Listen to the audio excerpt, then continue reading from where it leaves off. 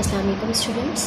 आज हम स्टार्ट करेंगे first year chemistry chapter number 1 जो कि है बेसिक कंसेप्ट्स, और जो आज हम टॉपिक पढ़ेंगे वो है कॉन्सेप्ट ऑफ एटम।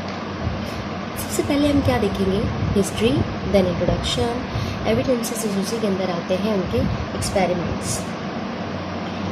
बेटा आप लोगों को पता होगा कि आप लोगों की जो केमिस्ट्री है वो ज़्यादातर क्या है, फिजिकल केमिस्ट्री है। ठीक है, अगर आप फर्स्ट चैप्टर को समझ लेते हैं तो आपको पूरी केमिस्ट्री समझना आसान हो जाएगी। तो सबसे पहले हम डिस्कस करेंगे हिस्ट्री का। जो सबसे पहले जिन्होंने एटम का वर्ड, जिन्होंने एटम को एक्सप्लेन किया था वो थे ग्रीक फिलोसफर थे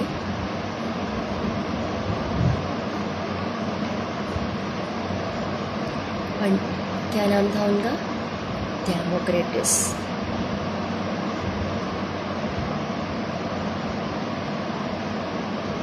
इन्होंने क्या कहा कि all matter composed of small particles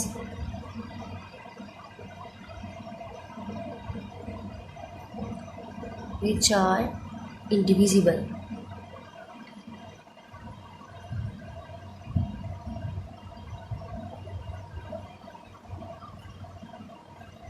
और उन इंडिविजिबल पार्टिकल्स को ग्रीक में क्या कहते हैं, एटमॉस। तो ग्रीक फिलोसफर डेमोक्रिटस का मानना था कि जो एटम है वो वर्ड एटमॉस से निकला है, जिसका मतलब क्या है, इसको फर्दर डिवाइड नहीं किया जा सकता, इंडिविजिबल।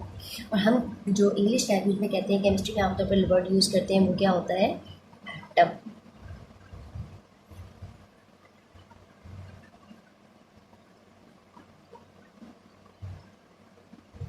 ठीक है, अच्छा जी, इसकी हिस्ट्री। इसके बाद थोड़ा सा आता है काम डेमोक्रिटस ने किया, उसके बाद ब्राज़िलियस से ज़्यादातर टॉपिक पैसेज को डिस्कवर किया था और कुछ चंद एक एलिमेंट्स को उन्होंने डिस्कवर किया था। इसके बाद आता है इंट्रोडक्शन में हम क्या कहते हैं, डेफिनेशन। अच्छा, डेफिनेशन क्या है इसकी, atom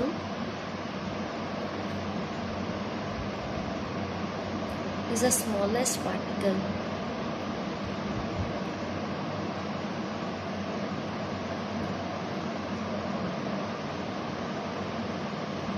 which can participate in a reaction, chemical reaction in a chemical reaction।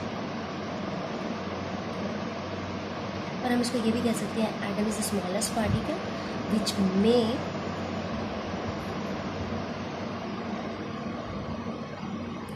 और मे नॉट एग्जिस्ट इंडिपेंडेंटली।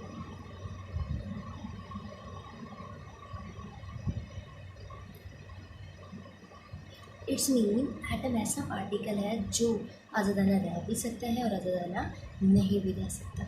ठीक है, और एटम किसी भी एलिमेंट का एटम, इनके सबसे छोटा यूनिट जो एटम है वो अकेला ही काफ़ी होता है किसी भी केमिकल रिएक्शन को आगे प्रोसीड करने के लिए। तो सबसे पहले हम देखेंगे इसकी एग्जांपल्स। ऐसे पार्टिकल्स जो इंडिपेंडेंटली रह सकते हैं वो ज़्यादातर है नोबल गैसेस, जैसे कि helium, neon, argon, krypton and xenon. These are all the noble gases which can exist independently. अब देखिए, ये सारी की सारी वो गैसेस जो कि स्टेबल होती है और एग्जिस्ट कर सकती हैं इंडिपेंडेंटली, लेकिन कुछ ऐसी होती हैं जो कि एग्जिस्ट नहीं करती, जैसा कि हाइड्रोजन हमेशा मॉलिक्यूलर फॉर्म में होती है, ऑक्सीजन मॉलिक्यूलर फॉर्म में होती है, नाइट्रोजन एंड एटसेट्रा। ये वाले जो कंपाउंड हमारे पास, ये जो एलिमेंट्स हैं हमारे पास, ये इंडिपेंडेंटली एग्जिस्ट नहीं कर सकते, जबकि जो नोबल गैसेस हैं वो इंडिपेंडेंटली एग्जिस्ट कर सकते हैं। तो ये था हमारा इसका इंट्रोडक्शन, फिर इसकी डेफिनेशन और इसकी एग्जांपल्स। अब हमने देखनी है एविडेंसेस। एविडेंसेस को आपने अच्छे तरीके से करना है, इसमें एमसीक्यूज, ज़्यादातर एमसीक्यूज पोर्शन आता है।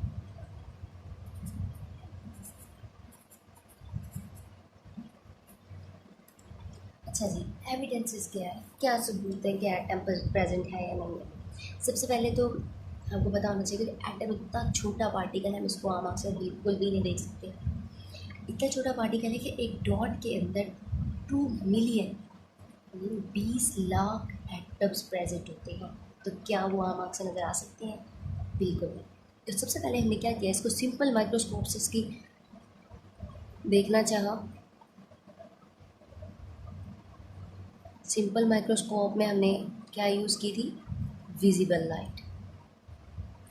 लेकिन विजिबल लाइट की जो वेवलेंथ होती है वो कितनी होती है, 400 से 750 नैनोमीटर, जो कि किसी भी एटम की जो एटम की जो एटम का जो डायमीटर है उससे बहुत ज़्यादा बड़ा। तो इतनी हाई वैल्यू के बाद इसकी वेवलेंथ इतनी ज़्यादा है तो ये एटम को बिल्कुल टच ही नहीं करती। एटम बहुत छोटे हैं, इसकी वेवलेंथ बहुत ज़्यादा है, इसलिए हम सिंपल माइक्रोस्कोप से, ऑर्डिनरी माइक्रोस्कोप से एटम को नहीं देख सकते। इसके बाद क्या हुआ कि सेकेंडली हमने क्या किया, इलेक्ट्रॉन माइक्रोस्कोप यूज़ किया। इलेक्ट्रॉन माइक्रोस्कोप जो हमारे पास है, ये क्या कहते हैं कि इसमें हमने इलेक्ट्रॉन बीम यूज़ की एटम के एविडेंसेस के करने के लिए। तो हमने क्या किया, इलेक्ट्रॉन की बुझाड़ के लिए इलेक्ट्रॉन जिसके तकरीबन वेवलेंथ जो थी वो एटम के साइज़ के लगभग थी। अब इससे हमें इसकी जो वेवलेंथ थी वो क्योंकि मैच थी, तो इससे हमने सिंपल माइक्रोस्कोप के इस इलेक्ट्रॉन माइक्रोस्कोप से हमें अच्छे रिजल्ट मिले। इसमें हमने एक्सपेरिमेंट किया था बेसिकली ग्रेफाइट पे। अब ग्रेफाइट बेसिकली है क्या, लेड पेंसिल जो होती है उसके अंदर जो कार्बन यानी कि ग्रेफाइट होता है, जो सिक्का होता है उसका वो क्या होता है, ग्रेफाइट होता है। अब जब हमने इस पर एक्सपेरिमेंट किया, इस पर इलेक्ट्रॉन बीम उसके ऊपर हिट कर रही, तो हमारे पास जो उसका रिज़ल्ट आया था, कुछ स्ट्रक्चर आया था, कुछ इस तरह से था कि ब्लैक बैंड्स के अंदर वाइट बैंड्स मौजूद थे। तो उसमें तो ये कहा गया कि जो वाइट बैंड हैं वो क्या है, ग्रेफाइट कार्बन की लेयर्स हैं, और जो ब्लैक है वो क्या है, बैकग्राउंड। अब ये जो स्ट्रक्चर था हमारे पास इलेक्ट्रॉन माइक्रोस्कोप से आया, इसमें हम ये कहते हैं कि वाइट बैंड तो आए क्यों थे, वाइट बैंड क्यों शो हुए, क्योंकि जो इलेक्ट्रॉन्स हैं, जब इलेक्ट्रॉन्स उन्होंने हिट किया, जो इलेक्ट्रॉन तो आपको पता है 2 स्टेट होते हैं, ग्राउंड स्टेट में और एक एक्साइटेड स्टेट में। जैसे ही इलेक्ट्रॉन्स को ग्राउंड स्टेट से इलेक्ट्रॉन से हिट किया, उन्हें एनर्जी मिली, तो वो कहाँ पे एक्साइट कर गए, एक्साइटेड स्टेट में। जैसे ही उसकी एनर्जी ख़त्म हो गई, उन्होंने तो वापस आना ही था, फिर वो कहाँ पे आ गए, ग्राउंड स्टेट में। और जब आने से पहले ग्राउंड स्टेट में आने से उन्होंने क्या रिलीज़ की थी, energy in the form of light. तो जो लाइट की फॉर्म एनर्जी उन्होंने रिलीज़ की थी वो क्या है, वाइट बैंड के तौर पर शो। तो ये है हमारे पास कार्बन के लेयर्स, और ये हमारे पास ब्लैक आती है हमारे पास बैकग्राउंड। इसके बाद नेक्स्ट जो हमने एक्सपेरिमेंट किया था वो एक्सरे से किया था। अब एक्सरे से हमने जब एक्सरेज को उसके ऊपर करवाया 20वीं सेंचुरी में, एक्सरेज को उसके ऊपर बम्बार्ड करवाया, तो हमारे पास उसके 2 चीज़ें हैं, एक डायामीटर, दूसरी चीज़ है उसका मैस। अब इसका डायामीटर कितना होता है, किसी भी एटम का डायामीटर जो हमारे पास आता है वो होता है तकरीबन 0.2 नैनोमीटर, एंड 1 नैनोमीटर 0.2 नैनोमीटर। जो 1 नैनोमीटर होता है वो किसके बराबर होता है, 10⁻⁹ के। ठीक है, तो अगर हम इसको इतना छोटा, उसका जो डायामीटर था वो आया 0.2, इनकी इतनी छोटी वैल्यू, और जो उसका मैस हमारे पास निकला था वो क्या था, 10⁻25 to kilogram to 10⁻27। You know कि एटम बहुत छोटा है, इसका मैस बहुत बहुत कम है, तो हमने छोटी वैल्यूज़ को जो यूनिट है वो भी हम स्मॉल यूनिट्स यूज़ करते हैं। किलो का जब हम ग्राम में कन्वर्ट करेंगे तो हम क्या करेंगे, सिंपली इसको मल्टीप्लाई कर देंगे 10⁻3 से, तो हमारे पास आ जाएगा 10⁻22। ठीक है, ग्राम। और इसी तरीके से यहाँ पे 27 को मल्टीप्लाई करेंगे 10⁻³ से, तो हमारे पास आ जाएगा 10⁻24 ग्राम। तो यहाँ से यहाँ तक इट्स मीन, इसका मतलब क्या है, माइनस में 25 10⁻⁵ इट्स मीन कि अगर हम 25 ज़ीरो पहले लगाएं और फिर एक आए, इतनी छोटी, इतना हिस्सा उसका किसी भी आइटम का जो एलिमेंट का जो हिस्सा होता है वो इतना छोटा हिस्सा क्या होता है, वो उसका क्या होगा, एटम। ठीक है, वो एटम का क्या होगा, मैस होगा। अब तो हमें पता चला, और तो हमें पता चला कि एटम जो है वो बहुत ही स्मॉल डायमीटर रखते हैं और उसका मैस भी क्या है, बहुत ही कम है। तो क्या आप लोगों को पता होगा कि जो इसका यूनिट होता है हम केमिस्ट्री में यूज़ करते हैं ना, तो हम ग्राम यूज़ करते हैं ना हम किलोग्राम यूज़ करते हैं, ज़्यादातर हम क्या यूज़ करते हैं, AMU, जो कि क्या है, एटॉमिक मैस यूनिट। और ये किसके बराबर होता है, 1.66 मल्टीप्लाई बाई 10⁻⁻27।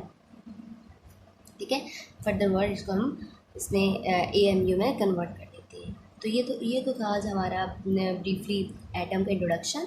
नेक्स्ट इंशाल्लाह हम पढ़ेंगे मॉलिक्यूल, और इसी में से कुछ चीज़ें डिटेल में आएंगी, जो डायमीटर है या फिर हमारे पास ये AMU की वैल्यू है या इसका मैस है, रिलेटिव एटॉमिक मैस के टॉपिक में इंशाल्लाह नेक्स्ट टाइम हम पढ़ेंगे।